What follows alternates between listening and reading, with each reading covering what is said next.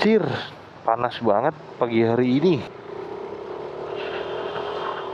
Ih, selamat pagi dari pertigaan Sumir. Sumir hari ini terpantau cerah, panas, tapi tidak macet seperti biasanya. Karena apa? Karena hari ini tanggal 30 Desember dan saya masuk kerja. Oke, di video kali ini gue mau ngebahas tentang apa aja yang sudah terjadi dengan NMAX Neo ini selama sudah 20.000 kilometer berjalan. Apa aja masalah yang muncul. Alhamdulillah di NMAX Neo gue ini nggak banyak atau belum, jangan deh, amit-amit. Di NMAX Neo gue ini yang muncul ya baru dua masalah yang muncul selama 20.000 kilometer pemakaian. Jadi masalah pertama yang muncul adalah di master rem gue, master rem depan tepatnya. Pistonnya, atau kalau di online store ya kayak di Shopee gitu tuh disebutnya seal, karena dia sealnya sepaket sama piston gitu. Nah, pistonnya itu berjamur.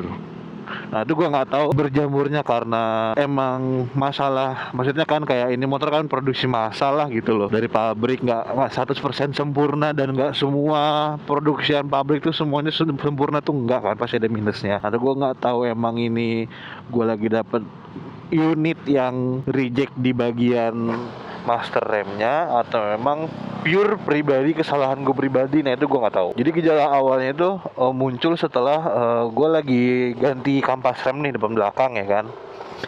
Terus kok pas udah selesai ganti, kok master rem depan gue nih kayak lebih dalam jadinya gitu, handle-nya jadi kayak lebih dalam buat ngerem gitu kan.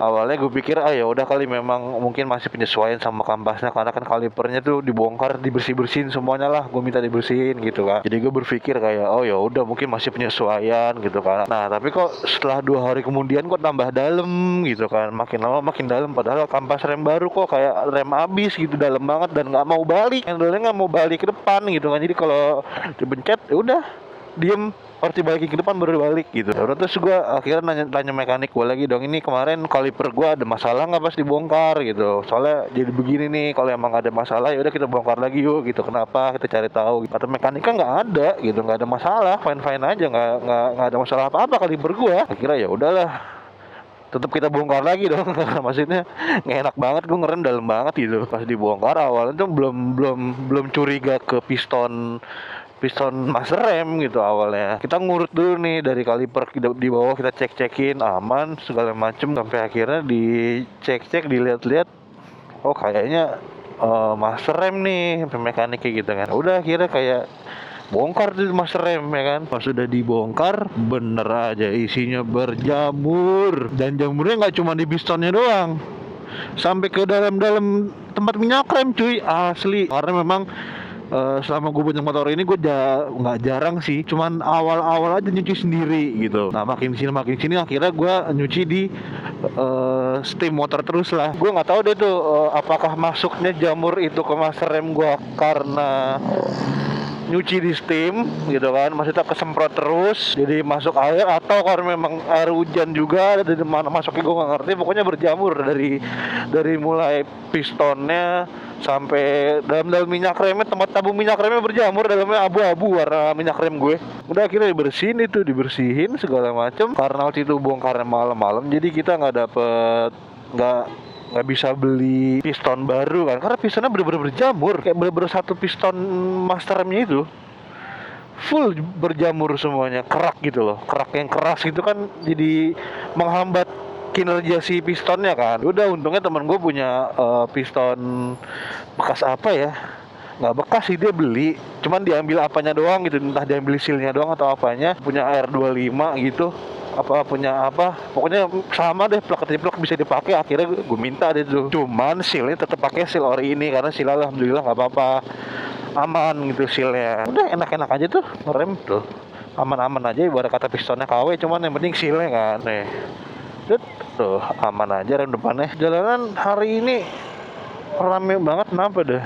Gue kira gue doang yang kerja hari ini, ternyata jalanan penuh.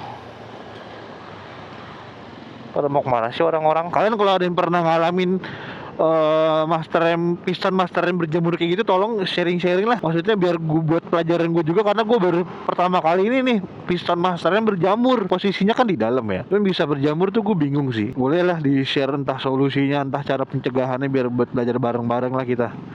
Oke, minus yang kedua adalah shock breaker. Catnya pada ngelotok. Nah ini gue nggak tahu nih, karena waktu itu musim hujan banget, kayak yang hampir tiap hari hujan. Jadi gue nyuci motornya waktu itu sempet kayak 3 minggu tuh, 3 minggu belum gue cuci, nggak gue cuci gitu karena tiap hari hujan. Pas 3 minggu tuh gue cuci, mampus bekarat shock breakernya. Catnya ngelotok. Gue apa ya, gue kayak ya udah deh ini salah gue gitu kan. Maksudnya kayak kenapa nggak cuci gitu, kenapa harus nunggu nanti gitu. Jadi apa, baru dicuci karena kotorannya numpuk di shock breaker, di ulirnya gitu kan. Kan shock breaker kan motor tetap gue pakai, shock breaker gerak kan, kegesek gitu sama kotoran gitu kan. Ya udah deh, ngelotok deh itu cat, karat deh itu akhirnya shock breaker belakang. Walaupun nggak semua sih, cuman dilihatnya enak banget deh, kelihatan berkaratnya gitu. Apakah memang produk motor zaman sekarang catnya tidak sekuat itu gitu? Makan balik lagi ya, tergantung pemakaian ya. Ya udahlah kalau itu mah. Sama apa ya, ini mungkin gue nggak tahu ya, ini nggak tahu memang kebodohan gue aja atau memang ada yang pernah ngerasain juga. Minusnya itu adalah di standar satu atau di standar samping. Kenapa minusnya kecil banget anjrit? Gue pakai motor ini dari awal sampai sekarang sampai 20.000 nih. Ada kali 2 kali jatuh sebelah kiri terus lagi. Kayak buat motor segede gini standarnya mungil banget anjir. Terus apa lagi ya? Nah kalau buat kayak pemakaian CVT, oli, filter udara ya sewajarnya aja lah, namanya motor dipakai ya kan. Wajar-wajar aja. Sehari gue 50 kilo. Gue lagi riset itu sih, mau riset si CVT. Cuman gue masih bingung nih mau pakai settingan berapa, mau bobot sendiri atau beli jadi. Nih gue masih bingung nih.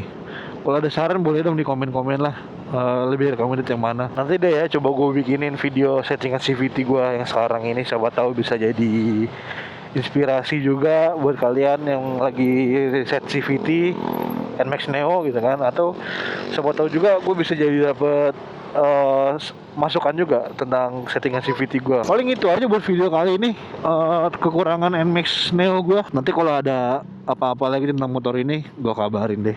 Gue bikinin video lagi buat pembelajaran bareng-bareng ya kan. Oke, buat kalian yang punya NMAX Neo S, Neo atau Turbo, bolehlah sharing-sharing plus minusnya kalian pakai motor itu, biar bisa dijadiin bahan pembelajaran bareng-bareng gitu loh. Plus minusnya apa aja sih tentang NMAX Neo, Neo S dan Turbo ini. Oke, segitu dulu aja buat video kali ini ya. Thank you, jangan lupa di share pengalaman kalian di komen. Bye bye, thank you.